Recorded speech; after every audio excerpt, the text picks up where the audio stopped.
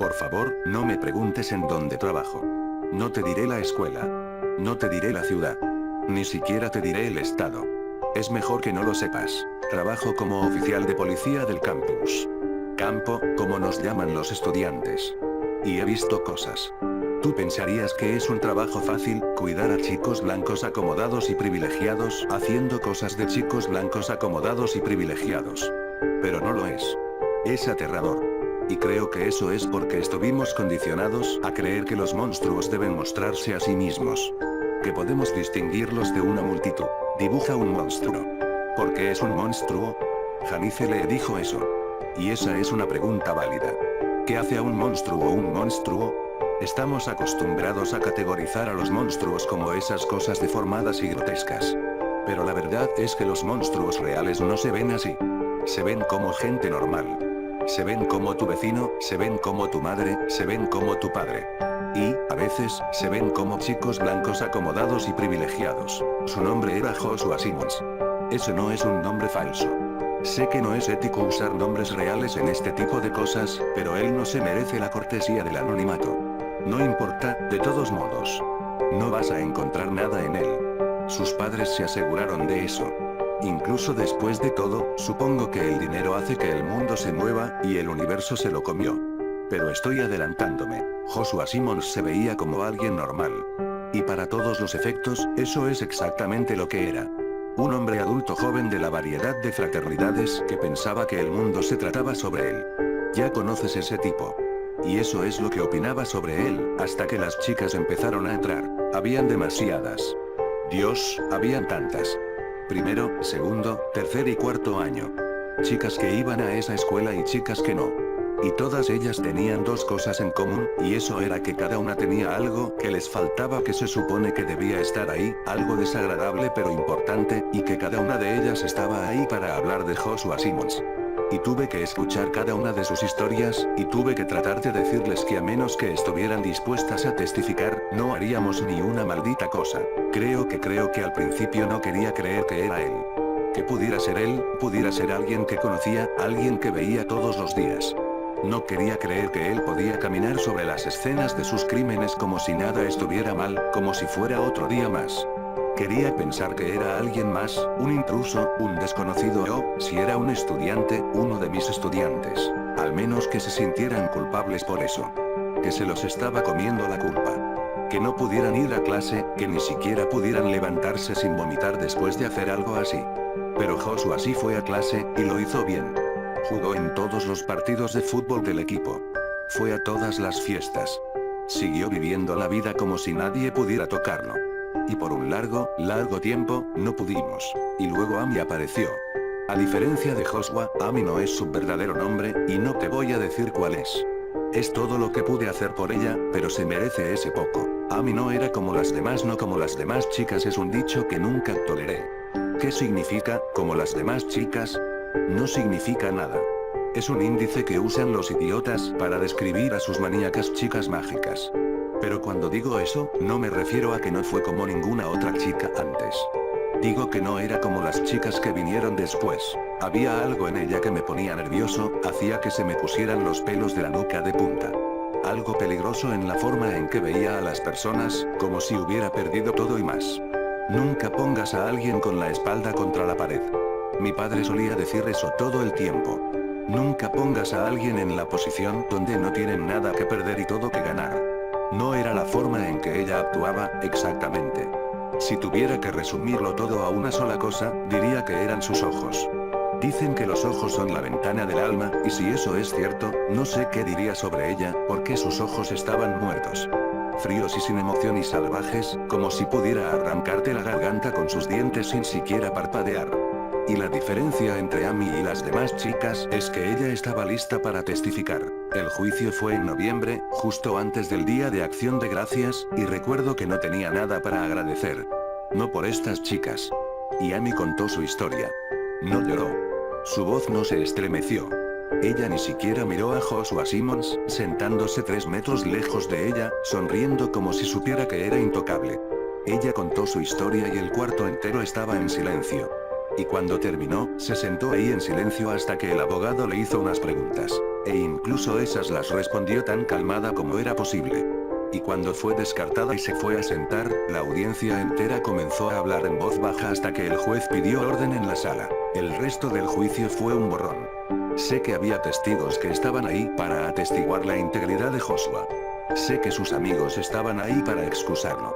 Sé que Joshua Simmons se comportó tan arrogante como podía ser, y sé que quería usar la Biblia sobre la que él había jurado para aventársela a la cara convirtiéndola en una pulpa sangrienta. Pero no recuerdo las preguntas que hicieron, ni las respuestas que dieron. No recuerdo nada desde la mirada que Amy me dio luego de testificar. Después de eso, recuerdo haber esperado, sostenido mi respiración, rezado porque el juez tomara la decisión correcta. Recuerdo pensar que la verdad estaba justo ahí, tan cerca que genuinamente cualquier persona podría verla. ¿Cómo no podrían? Joshua Simmons fue declarado inocente. Y en ese momento, lo supe. Supe lo que significaba para alguien estar sobre la ley. Supe lo que significaba para alguien ser intocable. Y quería matarlo. Quería estrangularlo, borrándole esa media sonrisa arrogante en su cara y hacerle entender lo que significaba tener miedo. Pero no lo hice. Porque soy un oficial de la ley y eso significa seguirla aunque no esté de acuerdo con ella. Bueno, pensé, hicimos lo que pudimos. Pero en realidad no creía eso, y no se sentía de verdad. Pero no había nada que pudiera hacer, y pensé que eso era todo hasta que recibí la llamada 2 semanas después. Encontraron a Joshua Simmons en una cabaña abandonada 3 horas lejos del campus. Fueron capaces de salvarlo, pero creo que quizá esa fue la intención de Amy a pesar de todo. Ella fue cuidadosa con la forma en la que lo lastimó. Quería que él viviera con el recuerdo. Quería que él viviera con las cicatrices. Hubo un segundo juicio, por supuesto. Y recuerdo haber pensado, aquí estamos de nuevo. Pero no era lo mismo. No realmente. Un crimen que nadie creía que fuera un crimen, y un acusado que nadie creía que fuera un criminal. Amy volvió al estrado y calmada contó la historia como si estuviera hablando del clima, como si no tuviera contacto con la persona que lo hizo. O quizá como si no le importara. Como si estuviera más allá de importarle. Eso es algo que da miedo ver. Alguien que está más allá de importarle. Es como que la gente pierde un poco de lo que los hace humanos cuando llegan a ese punto. Describió cómo se acercó a él en la fiesta, cómo le coqueteó, cómo lo tentó. Cómo lo sedujo. Habló sobre cómo le dio la bebida con droga. Jugó con su deseo, y una vez que sus ojos se comenzaron a cerrar, le había susurrado toda clase de fantasías en su oído, que solo podrían cumplirse si él se iba con ella. Y lo hizo. Lo condujo afuera de la fiesta hasta su auto. Para ese momento ya le costaba caminar. Para cuando llegaron a la cabaña de Amy, él no podía mantener los ojos abiertos, y lo supo.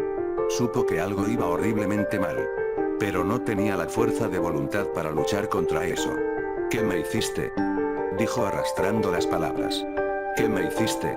Y Amy vio al juez directamente a los ojos al dar la respuesta a esa pregunta. Oh, cielo, no te he hecho nada aún, y no haré nada más de lo que te mereces.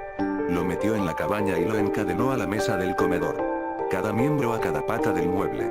Luego esperó hasta que se despertara. Él gimió como un pansé, dijo Amy. Gritando y llorando como un bebé. Y rogó. Oh, cómo rogó. Pero Amy no había hecho todo eso para negociar con él. No estaba interesada en un trato porque no había nada que él pudiera ofrecer que ella quisiera. Ella tenía un propósito en mente, y había hecho un plan, y se iba a pegar a él. Paró de gritar cuando vio el cuchillo, dijo ella. Empezó a susurrar como si estuviéramos en la iglesia. Pero he aprendido una cosa de todo esto, y es que Dios no es real. Y si lo es, no está escuchando ni una puta cosa de lo que decimos. Ella dijo que él empezó a rezar. Empezó a implorar.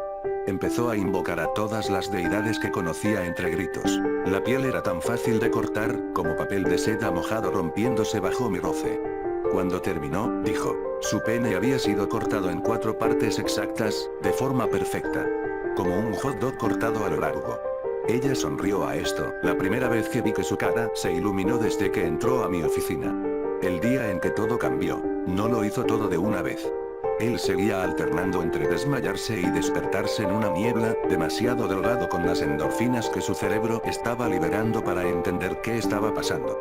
Ella esperó hasta que él se diera cuenta del horror que venía. Le pregunté si quería, dijo, y su voz se volvió atroz. Le pregunté si quería que continuara, y dijo que no, y lo hice de todos modos.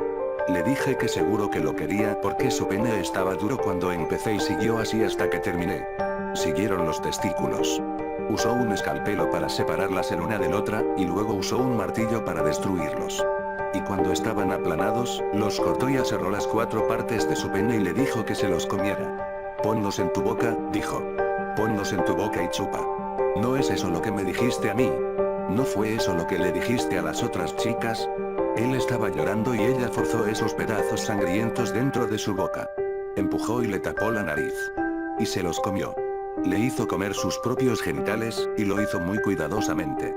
Lo hizo tomar cada gota de su propia sangre. Luego llamó a los reporteros. No les dijo lo que encontrarían, solo que seguramente querían ser los primeros en descubrir la noticia. Les dijo a dónde ir y cómo llegar ahí. Que la puerta estaba abierta. Que trajeran sus cámaras. Después condujo a la estación de policía, con ropa sangrienta y todo, y se entregó. El bastardo ni siquiera me recordaba, se rió a mí. Recuerdo esa parte distintivamente. Se oía como cuando estás más allá de que te importe. Ni siquiera me recordaba. Ni siquiera recordaba mi nombre. De todo lo que dijo, eso fue lo que más me enfermó. Loco, ¿no? Como la cosa más inofensiva puede ser lo que te empuja al nerviosismo. El juez volvió antes de que se cumpliera una hora. Inocente por razones de locura. Y quería llamarlo una victoria, pero luego recordé la forma en la que Amy se rió, y supe que no era una victoria. Porque no había perdido el juicio, había perdido algo más importante y mucho más definitivo que una decisión en la corte. Y cuando la estaban llevando lejos, me miró y sonrió. A veces me pregunto cuántas chicas había. Cuántas no declararon. Cuántas hasta este día ni siquiera saben, no se acuerdan suficiente de esa noche para reunir las piezas y descubrir lo que les hicieron. Me pregunto cuántas chicas habrá salvado a mí. Me pregunto cuántas veces la persona equivocada cae por el costo de la retribución. Me pregunto cuántas veces el precio es algo que no puede ser devuelto. Y no sé. No lo sé. No se confundan, Joshua Simmons es 100% el antagonista de esta historia. Las cosas que hizo fueron más allá de lo monstruoso. Pero la peor cosa de todo esto es que no sé si Joshua era un monstruo. Creo que podrías hacer un caso con eso.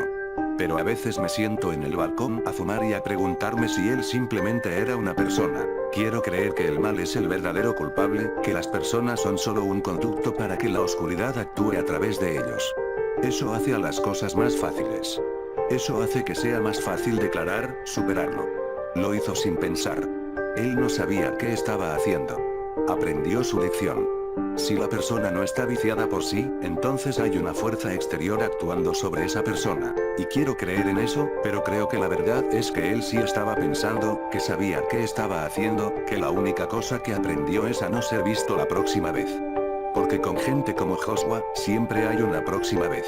Si no es una fuerza del exterior, si no hay otra persona que hizo que Joshua hiciera las cosas que hizo, entonces fue él. Solo fue una persona. No un monstruo. Solo un hombre. Y lo que asusta es que eso es lo que somos, solo personas. Y si Joshua pudo hacerlo, entonces ¿quién dice que no podemos? ¿Quién dice que no podemos tomar a una persona como Amy y destruir su humanidad? ¿Qué hace a un monstruo un monstruo? Estamos acostumbrados a categorizar a los monstruos como esas cosas deformadas y grotescas. Pero la verdad es que los monstruos reales no se ven así. Se ven como gente normal. Se ven como tu vecino, se ven como tu madre, se ven como tu padre. Y a veces, se ven como la persona que ves en el espejo. Y eso es lo más aterrador de todo esto.